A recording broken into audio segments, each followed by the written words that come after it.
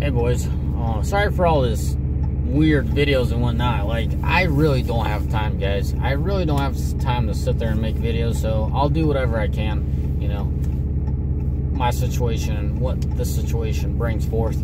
So I can drive and yap, so here we go. About that Ford, you know, I know the video I posted earlier on today wasn't that great and it wasn't very explanatory, so here we go. What really happened? Melted a piston. I mean, how the heck are you gonna melt a piston? Heat. That's all it comes down to. I was wrong and ignorant. You call me whatever you want. That truck was running, I think it was like a 20 or a 40 horse tow tune by DP Tuners. Solid guy, knows what he's doing. I mean, I installed like an intake system on that truck and a 4-inch pipe. In my books, there's no way that thing should be overheating. But I also have a driver that keeps driving until the wheels fall off, so what are you gonna do? You know, guy just kept pushing the truck until it went kaboom, and that's it. You know, you guys could be all smart with your smart aleck, you know, replies. Guys, keep in mind there was a driver on it. Okay, I'm not bothered by him. It's just like, guys, just look around. Look what I do for a living. You know, I drive a 14 Ram myself. You know, that was a driver driving that truck, and he just heated it, man. I think he just lugged the piss out of that truck. Guys are lazy to shift is what it comes down. Seems like it comes down to. Seems like the guy just didn't shift, you know. I'm restoring the Ford because it's cost me a leg and an arm. Well, putting another probably 4 or 5 grand into it doesn't help that statement, but at least I'll have a running truck. And what's going to happen now, certain people can only drive that truck, you know, people that can put one and one together.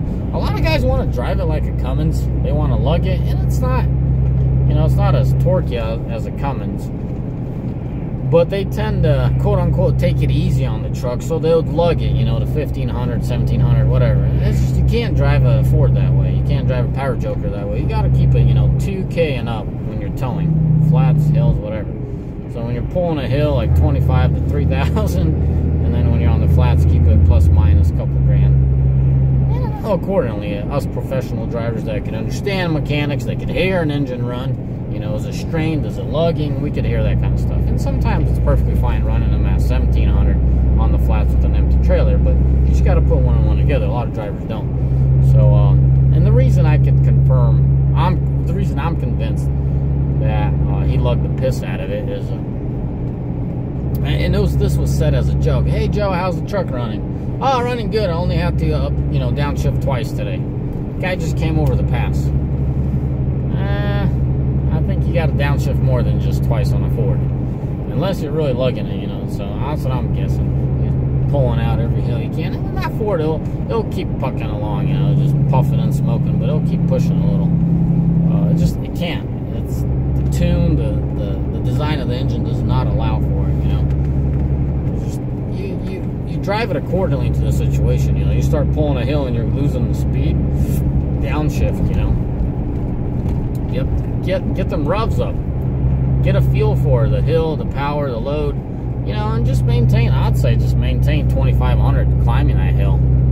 You know, if you got to slow down, just slow down. Keep downshifting until you could maintain 2,500 RPM and just pull that hill out. You know, don't be ignorant. Don't be macho of the hill or king of the hill. You know, just put one and one together. So I know that video was very. I mean, my videos are unprofessional, but that one's like not enough info. So, but this is my 4th or 5th attempt to make a little video. I can't, for some darn reason, I just can't make a decent video, an update video of that Ford. So I said, okay, it is what it is. They get what they get. And once I get the time, I'll jump in my truck and make, you know, while I'm driving, make a follow-up video.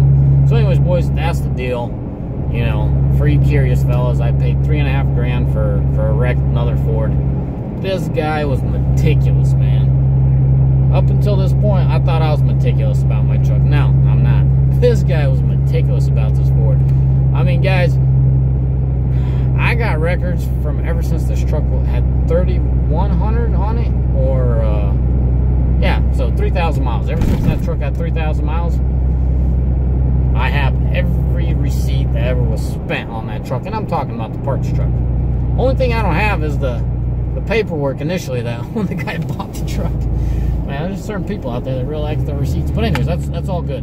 What I'm trying to say is this engine was really babied. This truck was babied. You know, he blew a tranny at 220 or 230,000, and I bought the truck when it had 245. So an original tranny to last that long, he definitely wasn't towing anything heavy with it or pushing it hard. So anyways, boys, that's what that comes up with, or comes down to. And yeah, I hope this clears a lot of things up for you guys. You're like, what? You know, for you guys that watch the video, like, man, what the heck is he talking about? What is he trying to show us? What I'm trying to show you is that Ford's getting a heart transplant, and I didn't put a Cummins in it. It would be too much money and too much time. I don't know. Just, I got convinced not to do it. So I feel like we'll get the most out of that 7.3 as much as we can. That engine was baby, like I said. What I'm gonna do for modifications is do my research. I do not want another. There's nothing wrong with DP tuners. Don't get me wrong, but there's that little harness that always, you know, sits there on the computer. I don't like that crap. I want to be like a programmer. You know, you program, or tuner, I should say tuner. You tune your ECM. You know, you hook up to the OBD2, you tune it, and you pull everything out. Nothing dangling, nothing's messing with nothing, nothing's wearing out nothing, you know? Sorry, guys. Anyways, but you get the moral of the story. Probably tomorrow or after tomorrow, we'll get that thing up and running. I want to drive it. I want to break in. I put in a brand new clutch again. I know the last clutch only had 30,000 miles on it, but whatever. New flywheel, new clutch, new basket, everything. So I'm hoping to push at least another 200,000-300,000 out of it. Keep my fingers crossed. We'll see how it works. I'll keep y'all posted. Yeah, I'm gonna go through a car wash here. Just absolutely, man. I went through the pass the other day, and it was absolutely ridiculous out there. This thing is salted. You can't see the hood, but the sides are really bad. But yeah, y'all behave. Have a mighty fine day, and take care.